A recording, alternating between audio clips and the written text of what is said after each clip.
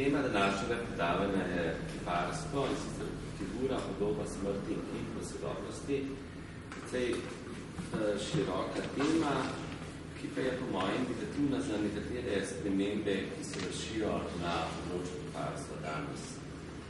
No, temeljne spremembe v odnosu sodobne družbe do smrti je najkoncizneje povzel Philippe Reye, francoski zgodovinar, ki je ugotovil, da je razvoj odnosa do smrti v družbi 20. stoletja v 30 letih in na to povsem uveljavljeno od sredine stoletja dalje, temeljil na prestavitvi kraja smrti v bolnišnico oziroma na zamenjavi lokacije kraja umirajočega, ki je bila predstavljena iz zasebnega doma v javno inštitucijo. Skupaj s to menjavo lokacije oziroma kraja smrti se je pojavil občutek neprimernosti in globokega žalovanja, ki naj bi ga obvladovali in potisnili v stran, ter nekakšna prepoved vsega, ker bi v javnosti opozarjala na smrt. Tretja stopnja inverzija smrti v našem času pa je popolna medikalizacija. S tem je bila transformirana tradicionalna zgodovinska predstava o soočenju s smrtjo, o soočenju z njim, kar je bilo del vsakdanjega življenja in to vse prisotno. Philippe Reye zaključuje, da danes družba ne posameznik nista dovolj močna in stabilna, da bi se sprijaznila smrtjo, kar pa seveda ni ukinilo nesmiljene strahu pred njo. V obdobju zadnjih 30 let pa je umetnost tega časa in sicer v različnih medijih od kiparstva do fotografije vzpostavila izrazit poudarek na podobah smrti, ki nekako sprevrača to zanikanje in odsotnost tega zavedanja v družbi.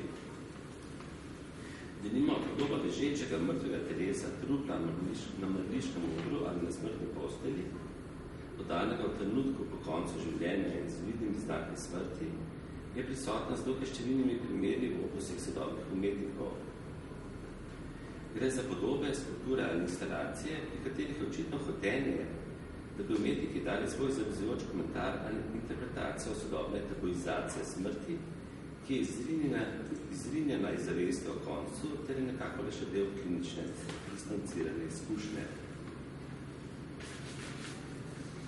Tovrstna dela pogosto zavestno, še bolj pa nezavedno preoblikujejo mednine starejših obdobij, jih na svojski način interpretirajo in podelijo nove pomene ali pa preoblikujejo že obstoječe pomenske dimenzije preteklih kolektiv. Tako je zanimivo in se interpretacija tovrstnih del gotovo pomembno pri iskanju virov in pa zgodovine motiva samega, kar sega od obdobja prehoda v zgodnji novi vek. No, eden najvidnejših primerov na področju sodobnega pa modernega kiparstva s to tematiko delo Paula Teka. Njegova instalacija Grob Arhipijeva smrt iz leta 1967, ki je sedaj dostopna le še v fotografski dokumentaciji, se je bila celota povsem uničena. V notraščini kakšnega zigurata je bila na pogledu inscenirana ležeča avtoportretna figura mrtvega umetnika, kar podarja njegovo lastno podobo nekakšne žrtvene figure in se, kot je pri tem ustvarjalcu pogosto, nanaša na starejša, sicer močno transformirana in preoblikovana dela z krščanske ikonografije. Predvsem se seveda nanaša na pasijonsko ikonografijo, vsebuje pa tudi sinkretično združevanje prvim drugih verskih in mitoloških sistemov.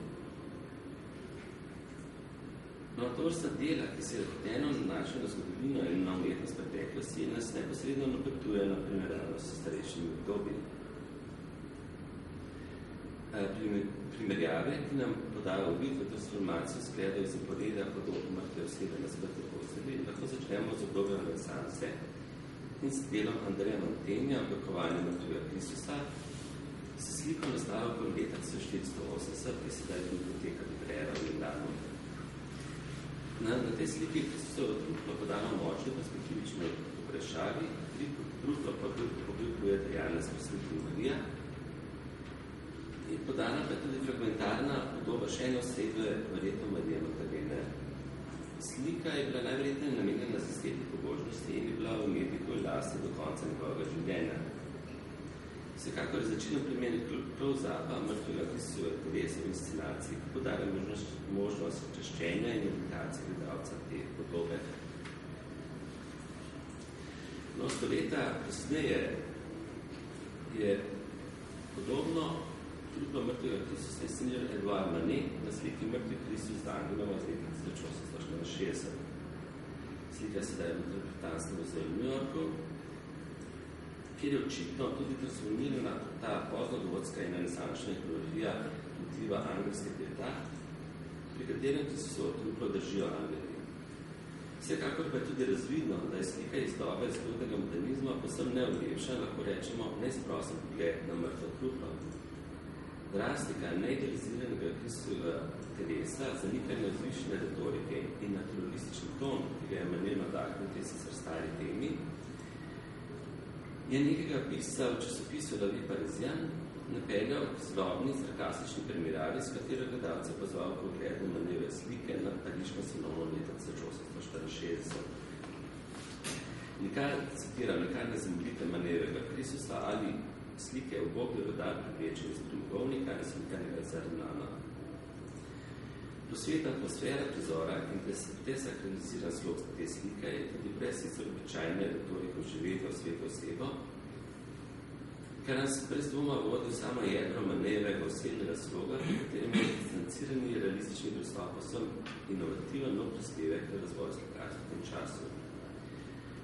Natančno 10 let kasneje, leta 1874, pa je nastala slika Wilhelma Trübnerja z križa Sveti Kristus, ki se daje v Staatsgalerie v Stuttgartu, kjer je ravno tako tematizirano perspektivično okrašeno Kristusovo mrtvo telo. No, pri tem realističnem slikarju iz Münchenskega Laborovega kroga je poleg Mantenjevega podelitnega vzora pri nastanku te slike potrebovala predvsem zgodovanje po Rubensu, saj je slika nastala v času Trübnerjevega bivanja v Belgiji, kjer je preučeval tudi antwerpensko Rubensovo sliko oblikovanja mrtvega Kristusa. Trübnerjev mrtvi Kristus nekako opeljuje gledalčev pogled v globino slikovnega prostora, tako je na to pusti samega soočenju s truplom mrtvega in nekakšno biološko razmerju s podobo mrtvega Kristusa. No, v tovrstnih umetninah je vsekakor eno najpomembnejših izhodišč ali pa najbolj znanih prelomnic v zgodovini likovne umetnosti slovita slika Hansa Holbeina mlajšega, Mrtvi Kristus v grobu iz leta 1521-22 v Kunstmuzeju v Baslu. No, ta slika je nastala kot nekakšen prenos v medij slikarstva in redukcija v tistem času dokaj pogostih skulptur, ki so ob vznožju oltarja prikazovali podobo mrtvega Kristusa v grobu. No, s to sliko je Holbein mlajši v nekakšno close-upu podal pretresljivo podobo mrtvega Boga v grobu. Njegovo truplo v oski in plitvi grobni miši z vidnimi ranami in priprtimi usti in očmi, ki jih ni zaprla nobena roka. Vsekakor gre za izjemno in brez dvoma nepozabno slikarsko interpretacijo, za katero pa še vedno ni povsem gotovo, kakšna je bila dejansko njena prvotna funkcija. Morda gre za predelavo neohranjenega oltarnega nastavka, kar pa ni spričeno v vidih, pa tudi pogled na truplo od spredaj, ki dviguje večino podobe, govori proti temu. No, dejansko je tukaj potem cela vrsta drugih teorij, od tega, da bi nekako šlo za povezavo z ikonografijo Kristusovega groba, pri čemer ne bi šlo za nekakšen pokrov niše, v katerem ne bi bila skulptura, kar pa je tudi vprašljivo in pa potem ena zadnjih teorij, pa je domneva, da je bila prvotno ta slika sestavna del epitafa v Bronici Rubina Merba humane križne poti bazelske katozije. Ta enigmatična slika je ena najvidnejših vzorov za umetnost 20. stoletja in sodobnosti. Saj lahko v tematizacijah smrti v tej dobi izjemno pogosto zasledimo na našem ta Holbeinov vzor. No, torej, pred nekaj dnevi smo bili v Münchnu, kjer smo si v Hausdorfu spremljali razstavo sodobne umetnosti iz Pariškega muzeja Centre Georges Pompidou. In ena izmed umetnin na tej razstavi je delo Marlene Dumas, ki se ravno tako eksplicitno, posem jasno, nanaša na to Holmanovo sliko. To je samo eno od številnih primerov. No, v sodobnosti so tako nastala številna dela, ki kontekstualizirajo ter narativno celoto vključujejo podobo kupla, ki pa je na začetku 21. stoletja najpogosteje posebno sekulariziran, saj ne gre več za krščansko motiviko, temveč za podobe, ki so se trdno zasidrile bodisi v popularni kulturi ali pa so globoko vtisane v kolektivni spomin. Vsekakor pa so pogosto kljub temu prisotne konotacije nekakšne učeniške smrti podobenih oseb, ki so se na ta ali na oni način žrtvovane, bile vidne osebnosti določenih ideologij ali umetniških smeri, ter na ta način pristale v kolektivnem spominu in imaginaciji.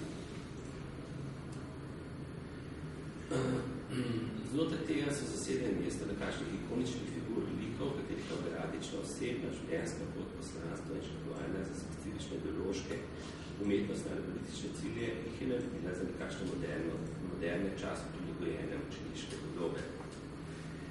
Tudi hiperrealistične podobe, kot je skulptura Ženska na posteli Johna de Andreja iz leta 1974, ki je v muzeju moderne umetnosti na Dunaju, na svoj vrsten zelo elegantni način ponazorijo iluzionistično moč prevare očesa, so se to vrste podobe narejene tako, da bi delovale, kot da so žive.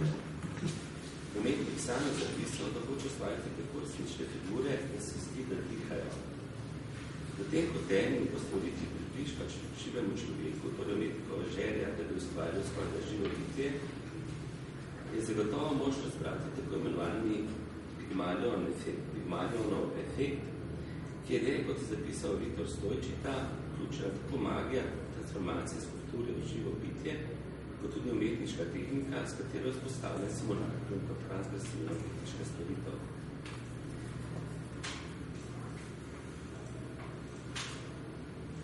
No, hiperrealistična upodobitev golega telesa, kot je ustvaril John de Andrea, je našla svojo izostritev in transgresijo podobi mrtvi oče, Rona Mjujka iz let 1996-1997. No, tukaj je ravno tako podobljeno golo človeško telo, tokrat moškega, ki predstavlja nesprosto kruto podobo mrtvega umetnikovega očeta, katerega figura je brezokvirno transponiral v silikoni na krit ter razstavil umetnik, ki je s tem delom povezal življenje in transformacijo, realnost in reprezentacijo, referencialnost in razlikvijo ter družil v likovnem mediju arbitrarnost in sistematični in kontinuiteto življenja s kontingenco smrti. Takšna resnična, nepozabna podoba dejanske izkušnje nas kot gledalce sooči z neko zavrženo podobo realnosti, kjer ta natančni posnetek nekako prikliče spomini potencialno neskončno bolečino in tragiko, torej neko travmo. Kot je zapisal Hal Foster o podobah trupen umetnosti v času okoli začetka 90-ih let. Sicer, citiram, če je obstajal zgodovinski subjekt za kulturo završnega oziroma objektnega, to ni bil delavec, drugna ženska ali oseba z obarvano kožo, temveč truplo. Ta številna traumatična soočenja s trupli v tem času, umetnosti tega časa, vidimo Andres Serrano ali pa Marlene Dumas, in samo nekatere izmed umetnikov. No, ta traumatična soočenja s trupli so brez dvoma značilna za umetnost tega časa. Po Fosterjevem mnenju so te podobe posledica nezadovoljstva ustvarjalcev s postmoderno podobo ali tekstom, z njeno iluzijo in simulakrom realnosti, saj se v tej obliki trupla povrne prav resnično, ki je bilo v poststrukturalistični verziji postmodernizma potisano na obrobje in sicer se povrne v svoje boleči traumatični obliki.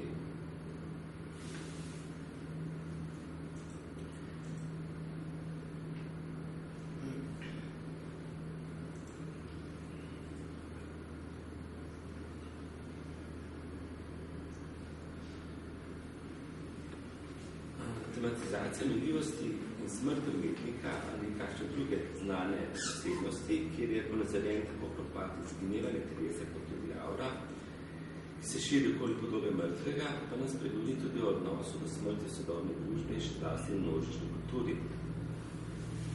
Tabuizacija smrti v sodobnosti je zagotovo točka, kjer umetniki sprevrnejo zrinjene konca življenja in zavesti, saj so s številnimi temi podali nesprosto soočenje s podobo mrtvih, pod seznanih ikon sodobnosti ali falastnega telesa. Med tovrstnimi deli je ena najvidnejših instalacij skupine Irvin Trupla umetnosti iz leta 2003. No, v tej prostorski postavitvi je upodobljen mrtvi Kazimir Maljevič na parah, velika osebnost historične avantgarde, ležeč na smrtni posteli in s nekaterimi dodatnimi objekti, ki nakazujejo prostorski kontekst in sicer bele lilije v vazi, obrokarske ter slika nad vzglavljem. Celota je nastavljena na podlagi priredbe fotografij, na katerih je zabeležen prizor mrtvega slikarja v odprti krsti, vključno z ikonično podobo suprematizma ali avantgarde nasploh, Maljevičevo sliko človek kvadratno belem ozadju, ki je vesela na steni za pokojnikovo glavo. Rekonstrukcija celotnega svečanega ambienta v domu Zveze umetnikov v Leningradu leta 1935 s podobo mrtvega umetnika v vrsti, ki jo je na Maljevičevo željo oblikoval njegov učenec iz Vitebska Nikolaj Suetin, je na svoj vrsten način omaž temu avantgardnemu vzorniku retrogradističnih slikarjev, saj je bilo njegovo ustvarjanje eno od temeljnih komponent številnih slikarskih del skupine Irvin.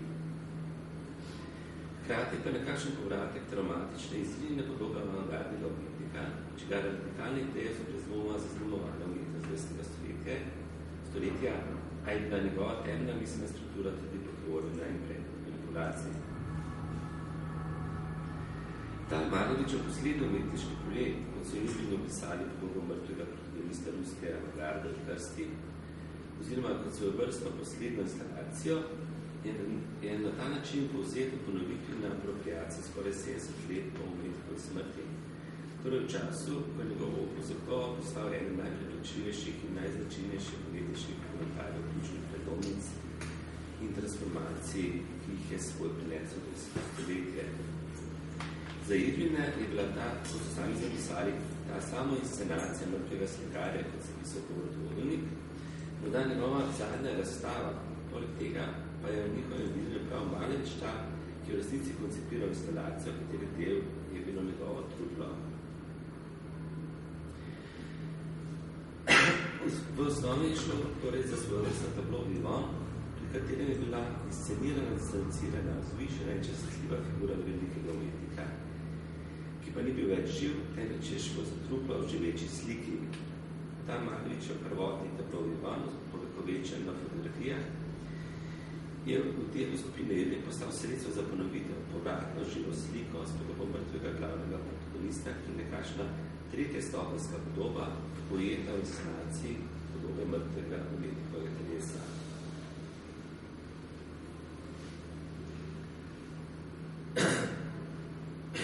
Tematizacija in končnih podob moderne dobe in sodobnosti je tudi sicer dala kar precejšno število kiparskih stvaritev, pri katerih lahko vidimo hotenje, da bi preoprašali kritično premislili kultne podobe sodobnosti ali pa zgolj izpostavili mitski status nekaterih slovitih, a tragično preminulih osebnosti sodobnega časa, vsaj 20. stoletja.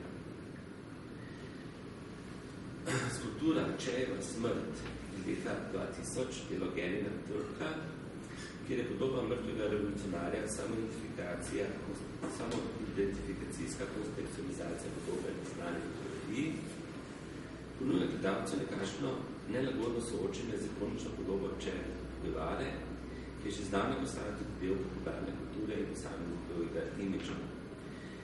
Truplo oziroma voščena podoba Čejeva je umeščena na nosila, ki so položena v nekakšen betonski na minimalističnem etničnem sarkofag.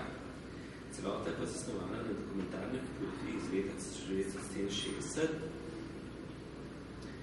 na kateri je v truplu Che Guevare videti več uniformiranih in oboroženih vojakov.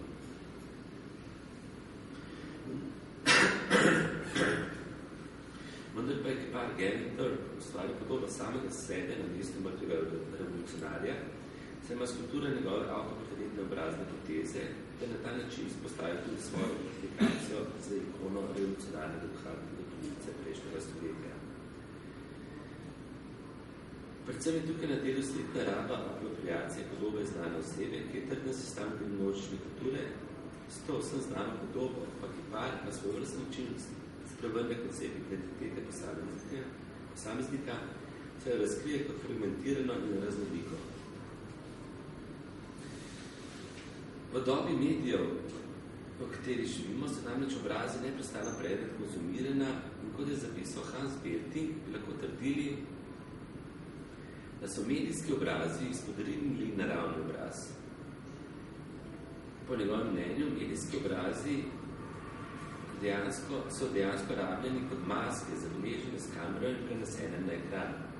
Množični mediji pa so poslužijo občinstvo z obraznimi klišeji, ki imajo nalogo zastopanja določene osebe v javnosti. No, Gary Turk je tako s tem kipom ustvaril svoj vrstni komentar k temu neskončnim konzumu obrazov v medijih, značilnih za sodobnost, ko je namesto nič kolikokrat reprodiciranega končnega obraza Che Guevara na trupu bil svoj lastni obraz. Obrazi sodobne medijske družbe namreč vsekakor ustrezajo logike reklame in politike in neštetokrat reprodicirana podoba Che Guevarovega obraza je zagotovo nekje na presečišču med obema področjem. Množični mediji priskrbijo obraz v obliki blaga in hkrati orožja, čimer je očitno vzajemni igrane prominentnimi obrazi, ki jih mediji neprestano dajo potok ter anonimnimi obrazi množice. Tako je za implementacijo lastnega obraza, ki par ustvari nekakšno dvojno igro samo identifikacije z eno izmed najpriljubljenejših podob oziroma obrazov sodobnosti, ter istočasno ustvari potujitev tega medijskega lika.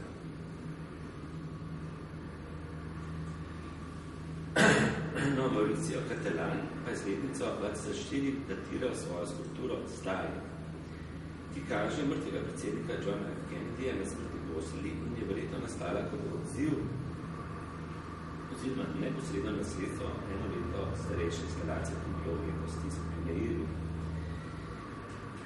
No, za umetnika samega ne bi bila njegova nekoliko komična in karikirana podoba umrjenega državnika, oblečenega v čelno obleko brez čevljev, simbol optimizma, saj kot sam pravi, dejstvo, da je obstajal nekdo, kot je bil on, zbilo upanje, da obstaja kje še kakšna druga njemu podobna osebnost. No, zanimivo je, da pri tej skulpturi razločno povsem jasno zarisan smešek na pokojnikovem obrazu, s čimer je zagotovo ponazorjeno dejstvo, da v sodobnosti podobe zasebnih oziroma privatnih podob mrtvih, ki niso javne osebnosti, še vedno spominjajo na izgubo, medtem ko so javni mrtvi, kot je to ponudil Hans Belting, v trenutku smrti še enkrat smijo v medijih. Obrazi teh oseb niso postali maske šele v času smrti, saj so bili maske že za časa življenja, shranjeni v slikovnih arhivih medijskih firm. No, v večini primerov teh skulptur mrtvih gre za dela, ki prikazujejo znane in celo slovite medijske osebnosti, tako da gre pri teh instalacijah v ekipih za umetnine, v katerih je tematizirana dvojnost med javno ali medijsko podobo oseb ter njihovo karakoletivno eksistenco, ki jo prekine smrt. V tovrstnih inscenacijah mrtve osebe bodi si lastne podobe kot pri Paulu Teku, podobe očeta pri Ronu Muriku, bodi si znanih osebnosti v drugih romanovih delih, se razkriva želja umetnosti, da bi v zavest sodobnikov tisne prav tiste podobne mrtvih posameznikov, ki jih v sodobni družbi nekako izrinjamo iz zavesti, jih potiskamo na rob, spominja, ter jih v sodobnem kultu mladosti in vitalnosti skušamo pozabiti.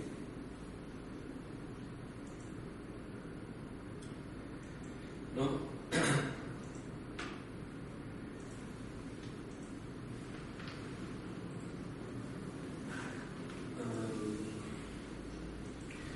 še eden izmed primerov tematizacije smrti v sodobni umetnosti, ki pa je nekako nekje med kiparstvo in instalacijo, lahko v tem primeru pri večini teh del govorimo si o multimedijski umetnosti ali pa o instalacijah, pa je ustvarjanje Kristjana Foltanskega, ki je eden tovrstnih dokaj redkih in tudi zato izjemnih in povsem svojevrstnih življenjskih opusov ustvaril, In ta njegov življenjski opus je zagotovo določen predvsem s tematiko smrti, saj ta umetnik v različnih medijih skozi vse svoje ustvarjalno obdobje ustvari številne instalacije, skulpture ali fotografije, s katerimi obravnava in razkriva predvsem anonimnost in tabuizacijo smrti v sodobni družbi.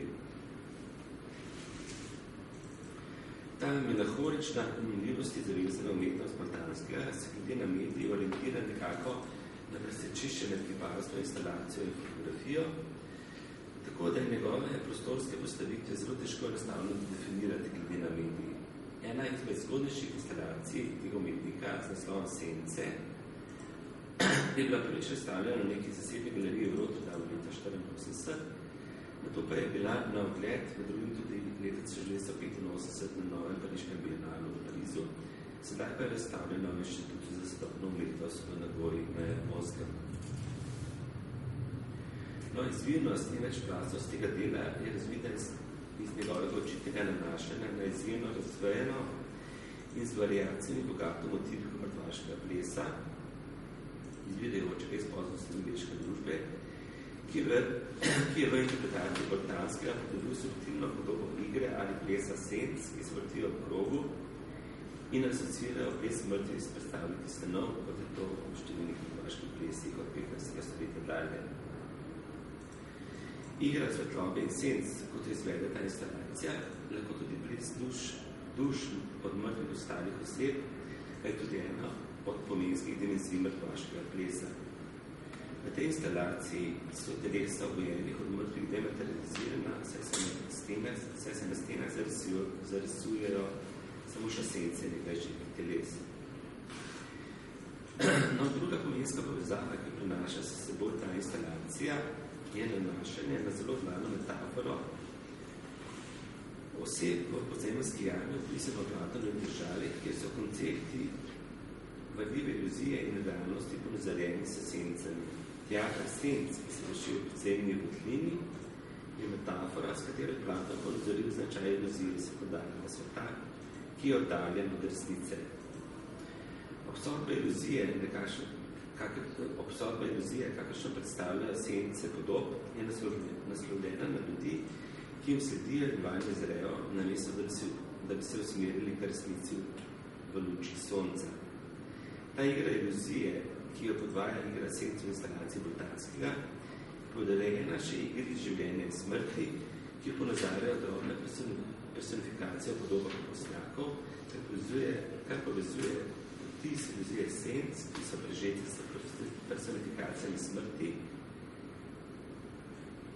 Na bakrorezu Jana Sanredama iz leta 1604 z podobitvijo Platonova primerjave s podzemsko jamo je na desni polovici grafike skupina ljudi v temi, ki zrejo sence. Te iluzije oziroma sence večajo na stenu na desni strani figure, ki so postavljene na vrhu zidu na sredini prostora. Na levi strani pa skupina modrih, ki zrejo v luč prave resnice. Ta Platonova obsodba ljudi, ki gledajo svoje sence, je izjemno danosečna obsodba vrljive luči podob, ki vpliva na čustva, misli in dejanja ljudi in je svojo ostrino obsodba podob skoraj da edinstvena.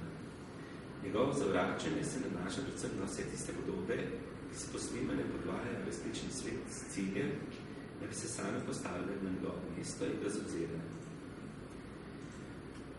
No, tako se ta instalacija Kristjana Maltanskega na subtilen način verjetno navezuje na to obsodbo efemernosti in hitrosti minljivosti podob, ter njihove valjivosti v svetu, kjer vlada prevara s pomočjo moči iluzije senc oziroma podob nad razbico.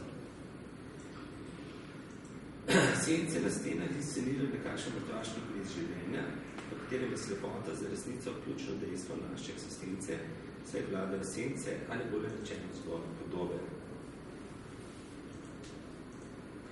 No, številna dela tega avtorja se neposredno posebno eksplicitno naslavljajo na reprezentacijo in dojemanje smrti v sodobni družbi, kjer je ta vedno bolj dojeta kot smrt drugega, kot je to formuliral Philippe Barrier, torej smrt, ki izrinjene zavesti predstavljena v nedoločeno in oblatno moče drugega. Smrt se tako ne dotika eksistence posameznika v dobi, v kateri je v zahodni družbi vse podarjeno pozabi smrti. Tako je Ariel zapisal, družba ne pozna nekakšnega premora, izginoti nekega posameznika ne prekine več njegovega kontinuiranega poteka. Njenega kontinuiranega poteka. Življenje vermesa deluje tako, kot da nihče več ne umre. Boltanski s svojimi izjemnimi, predvsevimi instalacijami na nek svojevrsten način reflektira ravno ta odnos do smrti sodobnosti, s svojimi deli, kot je Le Suis Mort, ponovno vizualizira, predstavlja ljubidno in s tem zavedanje o smrti. Na instalaciji oziroma seriji Mrtvi Švicari je Boltanski delal od leta 1990, ko je iz ilustriranega švicarskega dnevnega časopisa sistematično izrazoval fotografije pokojnikov za smrtnic. Umetnik je to ponovno posnel te fotografije, povečal nekoliko nadnaravno velikost ter umestil v tame črno okvir. S formalnimi sredstvi neutralne repetitivnosti skuša podariti predvsem monotono vsakdanjost in normalnost osebno fotografijah, saj po njegovem mnenju, kot je dejal v nekem intervjuju, ni ničesar bolj normalnega, kot so Švicari. Ne obstaja razlog, da bi umirali, zato so na nek način še bolj grozljivi. Oni so njeni konec citata. Takšna obsesivna želja, da bi prav smrti bodi si posameznika, bodi si množice, da dobi moč nekakšnega vdora v realnost, ki je sicer zamisel smrti na njihno spodobine na rok zavedene, je ena pogledni začinnosti tega ustvarjalca, ki prežema tudi to instalacijo. V tem soočenju s podobami posameznikov se kljub distanciranje repetitivnosti podob nekako prikrade občutek grozljivega, ki temelji na anonimnosti posameznika ob zaključku življenja in njegove lastnosti zaporedne, vrsteče se številka in sestavnega dela v nezaključenem vrstenju smrti. Ponavljanje in serialne zaporedja v okvirjenih fotografij predstaviti črno-bele podobe mrtvih v moče distanciranega brezinteresnega opazovanja so strani gledalca, ki naj se ne bi več posvečal individualni smrti, saj sooča z nabitesnim skončnim, nezamejenim zaporedjem mrtvih oseb, ki ostajajo anonimne. Prav v tem Boltanski reflektira in boleče vizualizira izkušnjo množičnih anonimnih smrti v raznih katastrofah 20. stoletja, kot tudi vsakdanjo izkušnjo v sodobnosti, ko je smrt posameznika nekaj oddaljenega, nestvarnega in anonimnega. Repetitivnost in identičnost formatov to serija fotografij brez dvoma povezuje z minimalizmom, a je že osnovna pomenska dimenzija posebno drugačna od minimalistične popolne osredotočenosti na ponovljivo geometrijsko obliko. Ta instalacija se da asociira izgubo in mahodično želovanje, vendar pa ta vsebina je sočasno predstavljena kot posledica arhiviranja, srednjevalne kategorizacije podatkov, ki jih instalacija ironično posnema. Torej, obravnavana dela so v precejšnji meri določena z različnimi izhodišči, a so v enem ključnem delu in se bolj povezana in sicer prav v vizualizacijo umetnikovega soočenja s temo smrti, ki čutno prav za umetnike izjemno fascinantno področje. S svojimi refleksijami ne soočajo z različnimi oblikami smrti v sodobnosti, v različnih medijskih prezentacijah, različnih spektakularnih podobah in sveta, da so v vrste način spremenili pozabo in teorizacijo konca življenja, ki ga povsem izpodriva iz zavesti pisana, bleščeča množica senzacij in spektakulskih podob, s katerimi smo neprestano soočeni.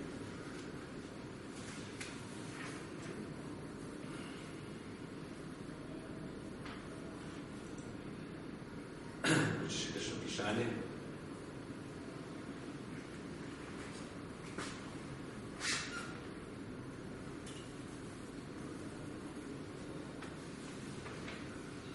Že vse nekaj, v bistvu si kazal nekako veliko telesa trupla, dobe, ko je smrt, recimo, zanimivo lahko prisotna skozi odsotnost, oziroma skozi tega, da ne vidimo.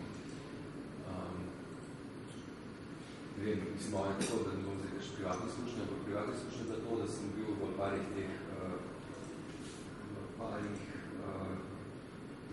taboriščih, recimo eno od taborišč, ki sem obiskal, je bil Buchenwald, in tam je bila tista, govorim o teh pečeh in kuriščih, ampak bila je v bistvu tista nosila, ki so jih pelali, simbol oziroma nek duh po smrti je lahko tudi skozi odsotnost prikazan, kot je mogoče lahko tudi skozi materialne osnov, recimo pri kakšnem delu vojstva. To se mi zdi zanimivo, ki si kazal za te prikaze, ne, figuracije oziroma telesa, smrti, ne. Hkrati pa mislim, da ta smrt tako na različne načine prikazana skozi odsotnost tega truda. Ja, zdaj to je po mojem vprašanje te neke medijske prezentacije tega problema, če to pišemo na ta način. Namreč, meni se ti zanimiva ta misel Hala Fosterja, ki je omenil, da pač na začetku 90-ih let ni česa bolj značilnega, kot je podoba trupne moderne umetnosti. Če se spomnimo te številne fotografije Serrana, Andresa Serrana, pa številna druga dela, ne. In nekako to poskus, da bi v razvoju umetnosti ali v spremembah umetnosti od 80-ih let dalje, ne, presegali tisto neko igro simulakra, pa neko igro figuralike, ki je bila, recimo, temu odsinova podoba, bodi si neoekspresionizem, kot so tako imenovali tista gibanja, ne, da bi presegali neko površinskost, ne, postmoderne umetnosti z nekim traumatičnim soočenjem z podobo smrti. Seveda je pa to predvsem različno od ko se že omenil Bojsove razstopa, kjer je prav ta tematizacija bodi si nacizma in njegove zločinov, bodi si druge svetovne vojne in številnih drugih pač traumatičnih dogodkov 20. stoletja, torej stoletja ekstremov, nekako vizualizirana oziroma prikrito, gre za neko prikrito simbolika, če pravim,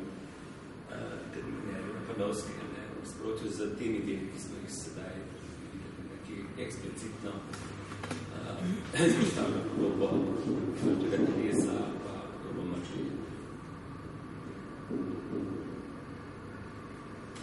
Zili Hal Foster je videl, da se zanite tekst Dead in America, piše pa o Wolfovem odnosu po smrti, ne, oziroma kako prikazuje smrt teh mrtvih junakov oziroma zvest, ne, in recimo tudi anti-crashing, ne, air crash, ali pa car crash, ali pa električni stop. No, ti si zdaj govoril si o drugih... Jaz sem skušal govoriti o kiparstvu, ne, ker je nekakva tema tudi tega okvirna tema kiparstva, ne. Vse je Warhol s temi svojimi Sunny Disasters, Saturday Disasters in podobnimi serijami tematizira smrt v bistvu nekako precejšnja izjema, ne, po mojem mnenju, bolj si glede na umetnost predhodne generacije vzrakljega ekspresionizma, bolj si na njegove sodobnike v pop-artu. Mislim, da je s temi deli nekako presegal tiste osnovne, a pa temeljne pop-artistične estetske ali pa recimo načela poetike pop-arta in jih s temi deli pač nekako direktno vizualiziral prav tisto, čemer se večina skoraj vsa druga dela pop-arta izogiba in to je neko tako traumatično soočenje s smrtjo. Ja, mislim, za ta že v 50-ih letih so ostala številna dela z fotografijami kombijskih središ podajanja, so to cela serija vrstnih medij, ki pa so, po mojem mnenju, nekakšna izjema v artistični fotografiji.